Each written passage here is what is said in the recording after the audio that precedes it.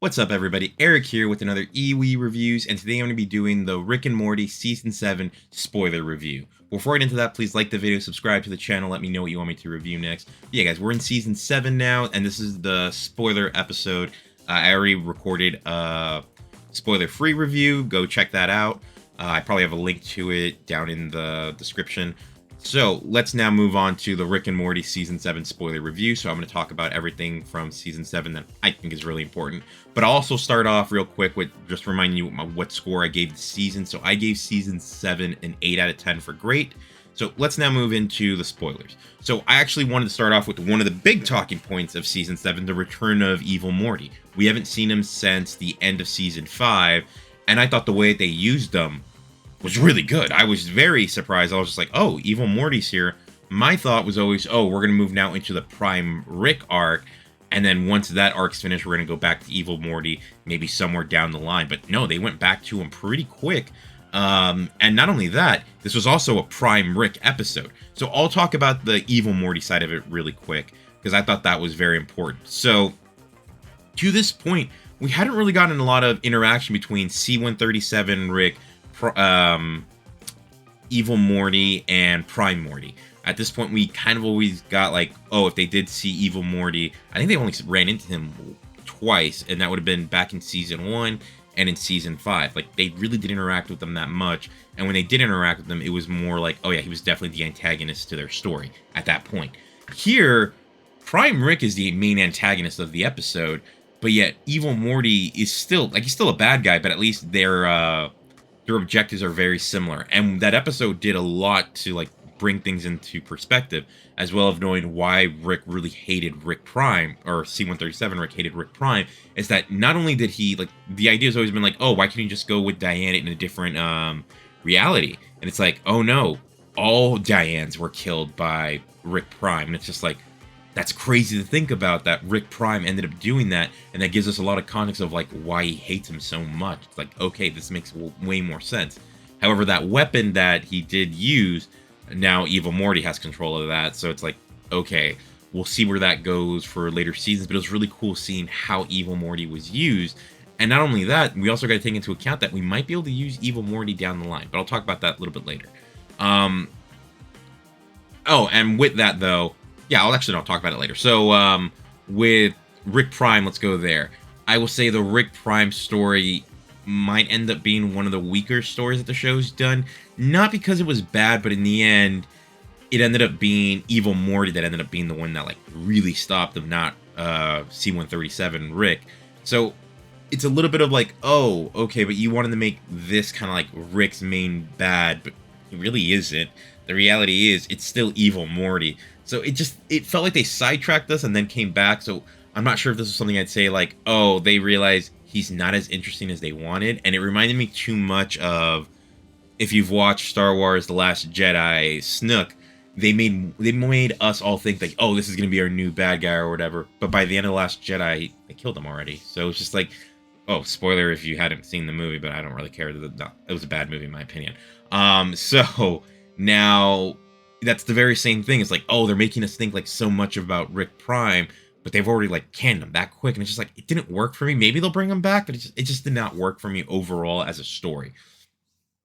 All right, so now let's talk about other things from this season. The starting episode, I've said before, I didn't think it was the right episode to start with. However, the content of the episode I had so much fun with. Just let Hugh Jackman go crazy. I thought that was like a lot of fun. He attacks a predator out of nowhere. Like there was a predator in that episode. It's just like, you know what? This is a lot of fun. Mr. Poopy Butthole, seeing where he's at. That was a fun episode. I just wouldn't have started with it because Morty was sidelined in it. But I even said in the spoiler-free review, there's probably other reasons behind it, that was probably not the original idea when you had Royland there. It wouldn't have made a difference. It's just that situation changed things. And then Summer's episode, the Quado episode, I laughed so much at that episode because not only does everyone else know what a Quado is, but Summer doesn't, but also the entire time Morty's just saying, open your mind, open your mind. And it gets annoying to you, but you just realize, no, he's saying that so we can connect, just open your mind. And then the fact that they even make that joke is like, she's like, oh, how do I even like connect them? It's like, open your mind. It's like, it's what Morty's been saying the entire time. I found it so much fun. It was so dumb. I actually ended up watching the episode while I was in the hospital, but I had so much fun with that episode. I was just like, you know what, this is just too much fun for me.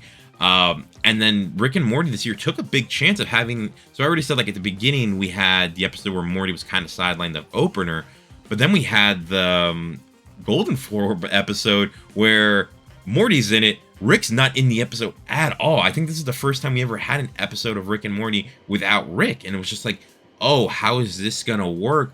But the episode actually worked really well. We got Water Tea was back. Was he Iced Tea at the end? Yeah, Water Tea was back. They did so much with that episode. I was like, it was basically Star Wars, and I couldn't stop laughing at it. I was just like, you know what, this is just a lot of fun. Let's have some fun. This is like an episode like, you have a beer, you just enjoy it while you watch. It was like, that's what I want to see. And then there was the Bigfoot episode, which to me, it just felt like they were just trying to have fun, and it came off through the episode. Like, I was having so much fun watching that. I was just like, I'm not supposed to take this episode serious. They even throw Pokeballs and things like that, but I was having fun the entire time, and it felt like something we would have seen maybe back like in season 1. This felt something like if you were to throw that back in season 1, it wouldn't have felt out of place. So that's what I meant. Like, the season felt like it was them returning the form with some of their episodic episodes. It was just like some of these episodes did feel like they were fine for where they were at. So one thing I'll say, and I was starting to feel this last season, but I wasn't really sure until this season. I think they need to kind of stop with President Curtis. I don't think it's working anymore. I feel like when they put his episodes, they end up being the weaker ones now. And I don't know why. It's not like he's a bad character. It's just, I think they overuse him a bit too much. And since we've already had that fight between him and Rick clearly won that fight, it's just like, why do you keep this guy around? He's not really that useful. I'm not sure if they're just trying to say, oh, the president's useless, but the episodes just aren't hitting for me anymore with President Curtis. That part of me is just like, maybe they should start phasing that out. They, like, instead of the president, and what sucked about that episode in particular with President Curtis is it was a great thing that we had Unity come back and we had Dr. Wong. But even with those two there, I just felt like this wasn't the greatest use of these characters at the moment. It was just like, damn it, you have something good, but I felt like Curtis brought it down, and I don't know why. And I like the character. I've noticed for a few times now that it's like, even the lightsaber episode is just like, and that was season 6, I was just like, I don't think Curtis works as well as they think he does. All right, moving on from there, and let's just talk about the finale real quick. And I'm not going to go through every single episode. There's a lot of good things here, but I just want to like talk real quick about the finale.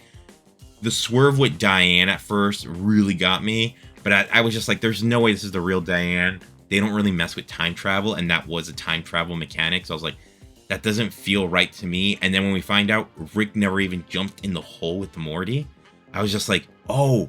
And they say, like, you conquer your fears going in the hole. I'm like, oh, what we're doing now is that we're setting up that we're making Morty a stronger character. Because let's just talk about Evil Morty for a second. I don't think Rick's going to be the one that stops Evil Morty. Maybe it's going to be Prime Morty is the one that's going to stop Evil Morty. So maybe we're setting things up with the Morty character now of like, oh, he doesn't need to be as dependent on Rick as we've previously been putting. Like, even the season, like the Juricki episode, or Rick Trap, I forgot the name of the episode.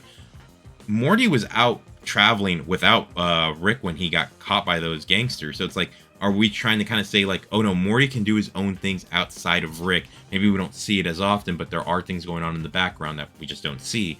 So I'm getting that impression. And then at the end of that episode, it's kind of like, oh, maybe Morty's going to see that he doesn't need Rick as much as he thought he needed Rick in the past. So I'm wondering if that's maybe where they want to go with things. We still have like 3 more seasons, so who knows what's going to happen. And speaking of that, I do wonder if they're trying to set up things for season, like, already getting us ready for season 10 and letting us know, like, someone like Evil Morty, maybe he can make an appearance every season, but he's not necessarily yet the big bad, but something else is going around in the multiverse where he needs to actually show up, and he's not necessarily going to be the main villain we deal with, because it seems like if he really wanted to kill Rick and Morty, he could do it now. I still have my theory that Rick needs to die. C-137 Rick needs to die by the end of the series. I feel like he's very similar to Walter White. It's like, it needs to end with him being dead. But yeah, I'm trying to see where they're trying to set up the show. It definitely seems like Evil Morty and Rick, C-137, those are the main villains. Because C-137 Rick still does pretty bad stuff. So, like, they're both, like, the bad guys. Just that C-137 is, like, our anti-hero. But he's still pretty bad to some stuff. Alright. So, let's talk about my overall season conclusion. And I think this was one of the strongest Rick and Morty seasons that they've had in a long while. And I'm not sure if people will agree or disagree with that. If you don't agree, please let me know in the comments why. But it just felt like this was a good mix of serialized episodes and episodic episodes.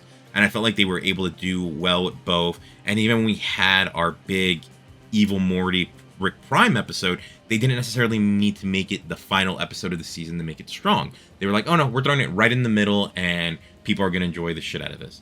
And similar to that, they gave us something at the end that I was just like, oh yeah, I'm glad this was the finale because I thought it was done really well. And it gets me thinking about where the show's going next. I'm not necessarily sure, like, after episode 5, there wasn't the thought of, like, oh, where's the show going next? I was like, I'm sure they're going to figure it out. There's nothing there. Nothing for me to worry about there. But with this other episode, I'm like, oh, are we doing something to Morty's character now to, like, further him along? So that was really cool to see. I'm actually really happy. And like I said, I gave the season an overall 8 out of 10. I want to see what they're going to do next. And I hope you guys enjoyed the season as well. So my next review is going to be The Hunger Games, The Ballad of Songbirds and Snakes. I saw this back in November, but this was a movie that I got sick and I wasn't able to do a review for. Now I'm just like, I'm going to go back and do reviews for things that I've missed, similar to Rick and Morty Season 7. I'm also going to do other TV shows from last year that I didn't necessarily get a chance to do the reviews for.